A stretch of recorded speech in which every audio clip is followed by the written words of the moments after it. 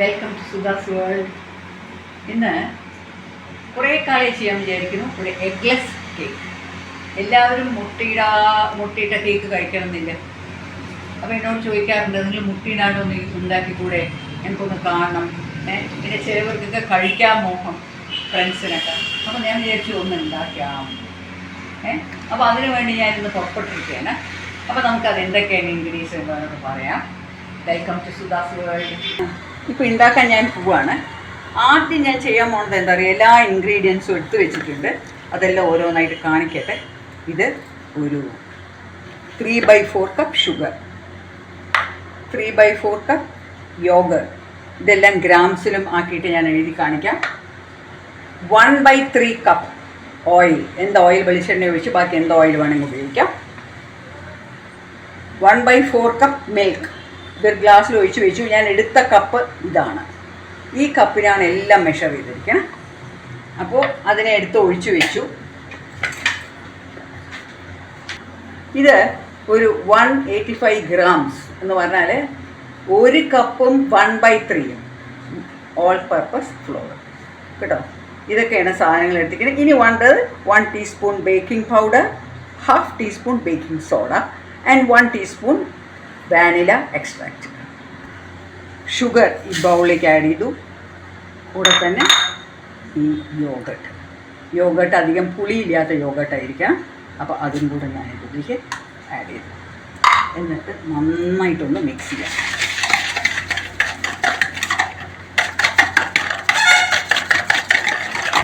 ഇനിയിപ്പോൾ ഞാനിതിലേക്ക് 1/3 cup oil add ചെയ്യണം. കൂടെ തന്നെ കുറച്ച് മിൽക്ക്. ഇനി ഇതിനെ ഒന്ന് നന്നായിട്ട് ഇളക്കട്ടെ. നന്നായി ഒന്ന് മിക്സ് ആവണം എല്ലാം കൂടി കേട്ടോ.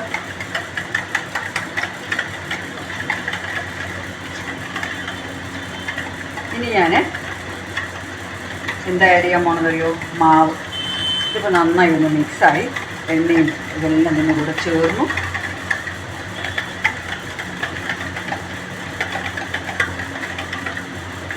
ഇനി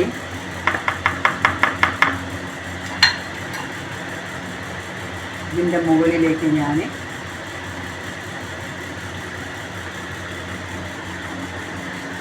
ഫ്ലോർ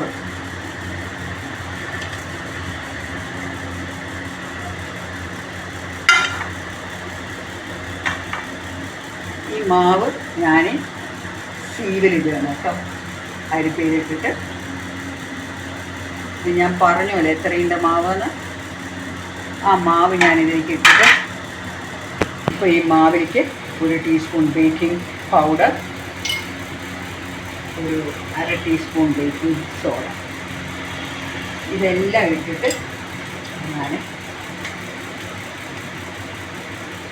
ഇതെല്ലാം കൂടി ഇങ്ങനെ ഈ എണ്ണയിലേക്കും മാവിലേക്കും കൂടെ ഇങ്ങനെ. ഇത് നിങ്ങളൊരു 3 പ്രാവശ്യം അരിച്ച് ചെയ്യുന്നതാണ് നല്ലത്. ഞാൻ നേരത്തെ അരിച്ച് വെച്ചതുകൊണ്ട് ഞാനിതിനെ കണ്ടു. എന്നിട്ട് നന്നായിട്ടൊന്ന് ഇളക്കുക. 1 ടീസ്പൂൺ 1.5 ടീസ്പൂൺ ആഡ് ചെയ്യാം കേട്ടോ. 1.5 ടീസ്പൂൺ ആഡ് ചെയ്യാം വാനില എക്സ്ട്രാ. എന്നിട്ട് നന്നായിട്ടൊന്ന് ഇളക്കുക.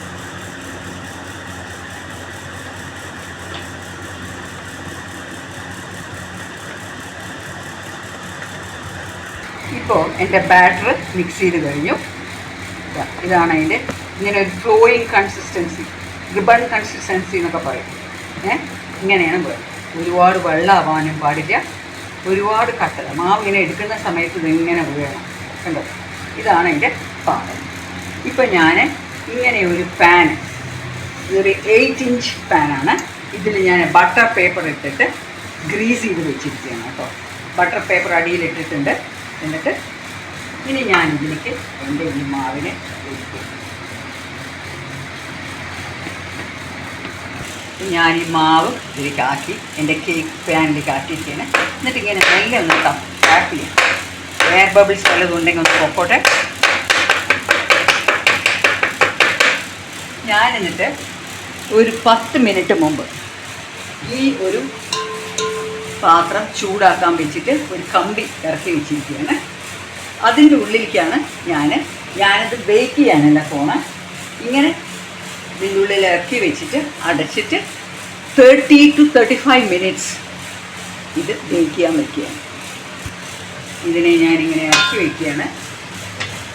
എന്നിട്ട് ഇങ്ങനെ ഒരു മൂടി കൊണ്ട് അടയ്ക്കുകയാണ്. ഞാൻ മീഡിയം, ഹൈയിലല്ല മീഡിയത്തിലാണ് വെച്ചിരിക്കുന്നത്.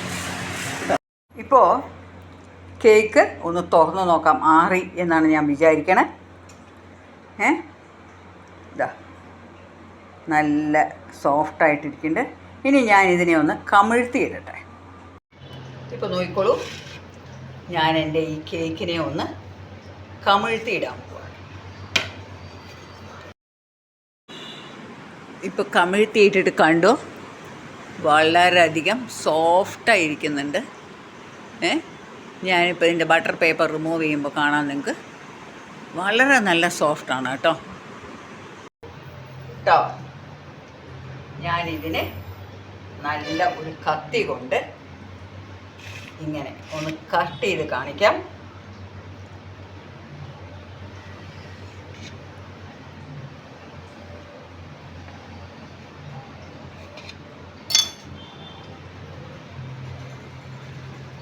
കണ്ടോളൂ, അടിപൊളിയായിട്ടുണ്ട് കേക്ക്. അമ്മയ്ക്ക് നോക്കുമ്പോഴൊക്കെ കണ്ടോളൂ, നല്ല സോഫ്റ്റാണ്. അപ്പോൾ നമുക്ക് ഈ കേക്കിന് ഇനി എല്ലാവരും ഇങ്ങനെ ഒന്ന് ചെയ്തു നോക്കൂ കേട്ടോ. ഇനി ഞാനിതിനെ ചൂടാറിയത് ശേഷം ഒന്ന് നന്നായിട്ട് കട്ട് ചെയ്ത് നോക്കട്ടെ കേട്ടോ. കേക്ക് ഉണ്ടാക്കാൻ നോക്കുക, വളരെ സോഫ്റ്റായിട്ടുള്ള നല്ല കേക്കാണ്. ഇതാ ഞാനൊരു പീസും കൂടി ഇങ്ങനെ കട്ട് ചെയ്യാണ്. കണ്ടോളൂ, അടിപൊളിയാണ് ഈ കേക്ക്.